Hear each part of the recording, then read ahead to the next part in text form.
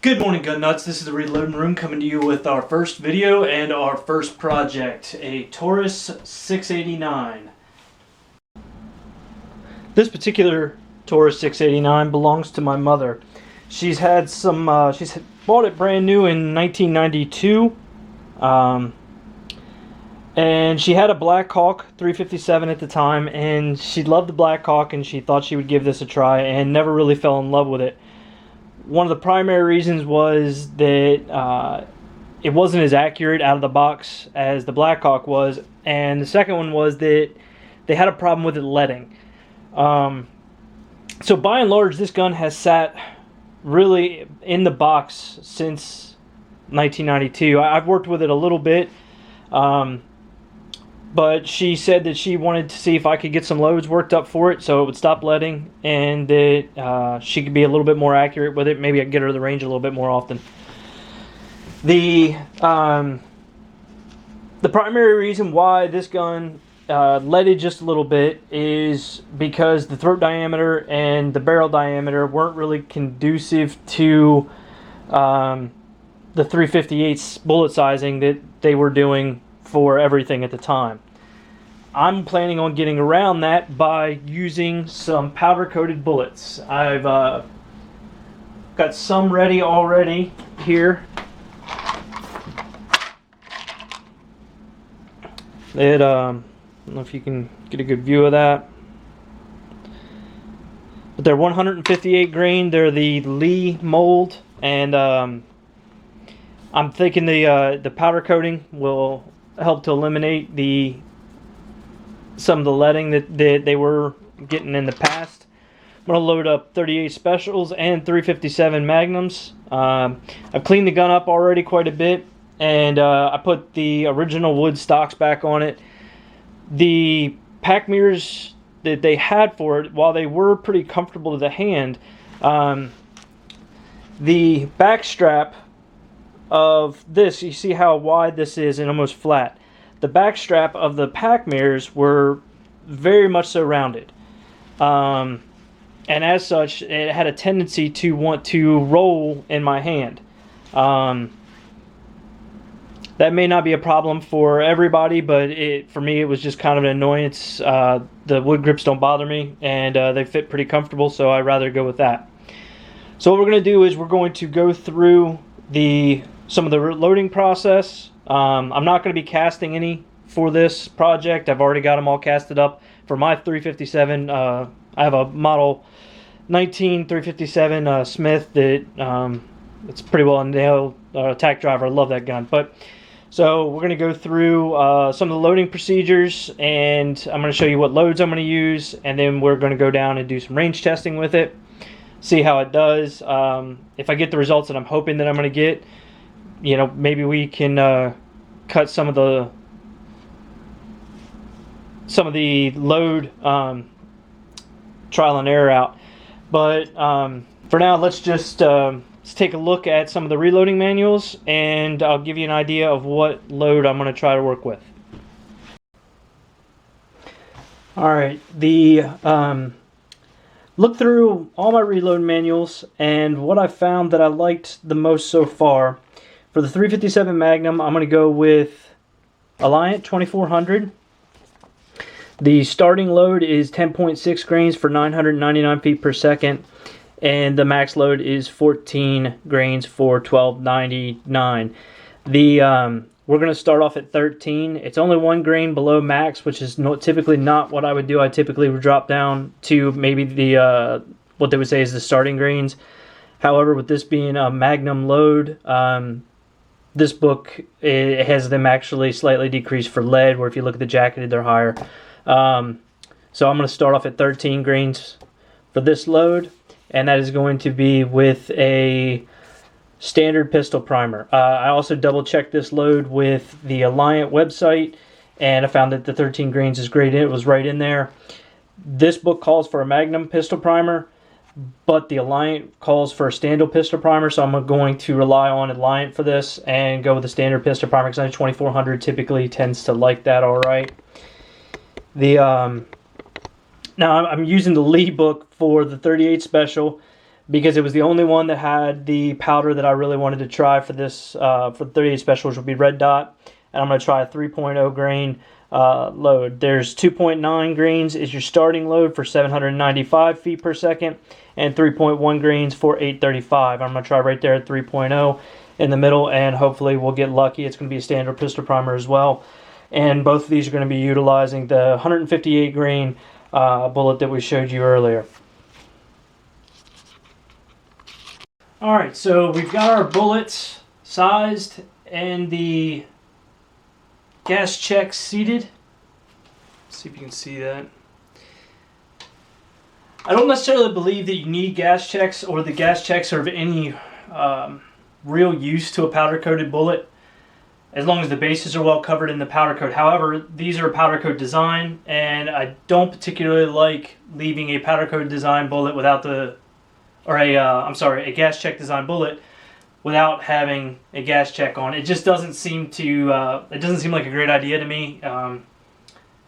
Maybe it doesn't make a difference. I don't know. I've seen so many different things on that. I've read a lot of things where some people said it doesn't make a difference, some people say it does. I don't think it could possibly help. So I decided to put the gas checks on. Now we have, I've got the dies in the Hornady lock and load press. I've adjusted the sizing, decapping die, and the case expanding, case expander and flare die. For the cast bullet, which for me I put a little bit more of a bell on it because it's the way the thing's designed, so that it'll sit in there nice and square, so that I don't have to battle with that. I've adjusted the powder measure to sit at 3. Actually, after sitting here, it seems to have picked up a little bit. Maybe I'll remeasure it, make sure.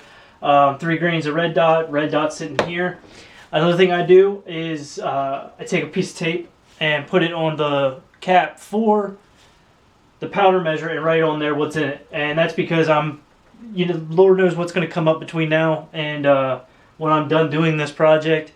And I like to have it marked as to what it is in the powder measure in case I end up not being able to get back to it for a couple days. And I usually try to leave the bottle out as well. Anything to make sure that I know what's in there and what's going on. I'll go into depth with setting up the Hornady lock and load auto progressive press at another date. Right now, just say mine's a little finicky. I have a few. I think the shell plate base on mine is not necessarily as flat as it could be. I've ran some files over it and it's made it a lot better, but there are times in which it hangs up. I have one shell plate where I've actually got it marked that this hole's bad, don't use it, because it'll be tight coming around. Mine's a little finicky, and it's not an early model either. It's a slightly older model, but it does work well. I did a lot of comparison with this and a Dillon. Now I wasn't doing a fair comparison because I wasn't comparing to the 650 Dillon. I was comparing to the 550 because the auto index isn't super important to me. It was about being able to turn out a couple 145 ACPs in a relatively short period of time. But anyway, back to this. These have already been sized and deprimed and cleaned. Now I didn't clean it with my wet tumbler and stainless pins. These were done with a dry media some time ago. But I'm going to rock with them just like that, and I'm going to process them through and get 50 of these loaded up, and then start on the 357 Magnum. All right, so we've got loaded up 50 38 specials, 3 grains of red dot, Remington small pistol primers. We had one snafu where I forgot to reset the riser in the powder measure, and the powder measure actually crushed the case. It was just a little too low. Fortunately, I had some backup cases, but it's actually part of, for me anyway, it's one of the reasons why I'm only 50 rounds. I usually don't run the progressive press for 50 rounds, but it's been a while since I've run it. I've been doing a lot of very precision work with my 41 mag and things like that. I've been doing that on the single stage press, and I wanted to take some time. And I last time I loaded with the progressive press, I probably turned out, you know, a couple thousand 45 ACPs or something, and I haven't messed with it, you know, since. So it's been a good couple months since I've messed with it. So if you don't use your tools all often, sometimes you might get a little rusty, and that was an example of me being rusty with one of my tools. So lesson learned. You know, run one case through at a time, and it catches things like that, so you don't end up messing up batches of stuff or do something dangerous. But all right, so we've done that, and then we are going to move on to the 357s here next, and they need to be deprimed. I'm not going to clean them up yet. I'm going to wait until I check the load out, and if the load comes out how I think it's going to come out, I typically actually, it's surprising that if I run a unique load in my 357, it's not exactly a standard type load, and it's not even a super high level, you know, magnum load either, but it's really good for target, and it's which is what I do a lot with. And then I've got some, you know, H110 loads that have some jackets in it that are for self-defense or whatever else, if I need some more penetration.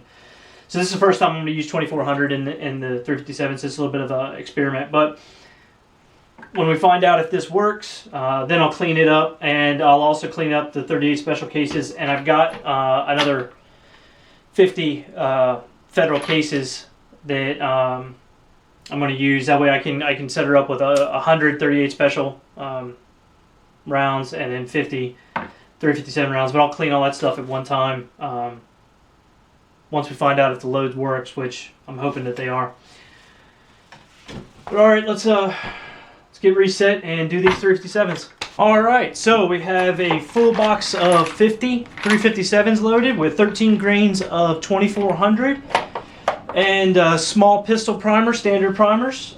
We've got 50 38 specials loaded with 3 grains of red dot and a standard small pistol primer. Maybe in another video, I want to go over how to best, or how I prefer to choose powder for doing load development with handguns, and I'll go a little bit over warp rifle possibly. It varies greatly depending on application, experience, and your preference as a reloader. Our next video is going to go over the range test of this ammunition.